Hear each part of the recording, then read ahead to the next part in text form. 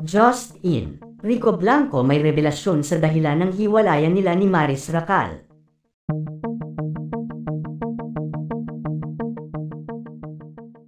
Ngayong araw nga, July 12, emosyonal na inanunsyo ng singer-actress na si Maris Racal ang kanilang breakup ng singer-boyfriend nitong si Rico Blanco sa isang interview sa Star Magic Press Conference.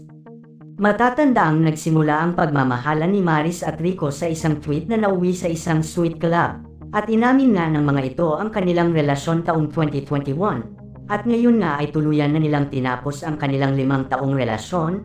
25 years nga ang age gap ng dalawa, 26 years old si Maris Racal samantalang si Rico Blanco naman ay 51 years old na. Umiiyak ng inamin ni Maris Racal na talagang wala na sila ni Rico Blanco, ayon kay Maris. "I'm so scared cause if I announce it, then it's real.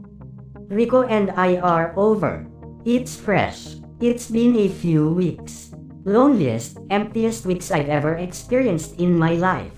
Wala rin raw siyang mixing sagot sa kung ano ang naging dahilan ng kanilang paghihiwalay. "Well, wala akong short answer for it. Hindi ko rin siya malabas na isang statement lang kasi hindi ganoon kadali. Hindi ganoon kadali kasi sobrang complicated niya ng situation. Rico and I, our universe was so beautiful.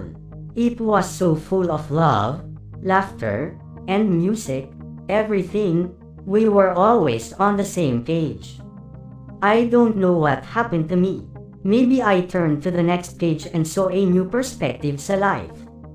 Hindi sinagot ni Maris ang tanong ng press kung ano nga ba ang totoong dahilan ng paghihiwalay nila ni Rico, kaya naman maraming espekulasyon ngayon ang lumalabas sa maaaring dahilan ng hiwalayan ni Maris at Rico.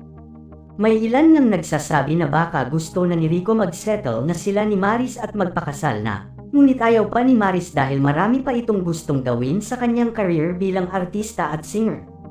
May lumalabas namang balita na ang on-screen love team ni Maris na si Anthony Jennings ang umano ay tunay na dahilan kung bakit naghiwalay ang mga ito. Ayon kasi sa aming source ay sobra umanong magselos si Rico Blanco lately dahil sa dalas ng pagsasama ni Maris at Anthony dahil sa bagong proyekto ng mga ito. Noon pa man daw ay sobra ng pagselosa ni Rico si Anthony lalo na at nag-click talaga ang tambalan ng mga ito sa nakaraang proyektong pinagtambalan nilang dalawa sa Kapamilya Network na Can't Buy Me Love. Ito nga daw ang naging sign ni Maris para tapusin na ang relasyon nila ni Rico dahil sa labis na pagiging seloso nito. May lumabas namang balita na naguguluhan daw ngayon si Maris sa kanyang nararamdaman dahil na din kay Anthony Jennings, at inamin na daw ito ni Maris mismo kay Rico. Marami namang netizens ang sobra talagang nalulungkot sa nangyari sa relasyon ni Rico at Maris, dahil buong akala nga daw nila ay mauuwi na sa pagpapakasal ang kanilang 5 taong relasyon.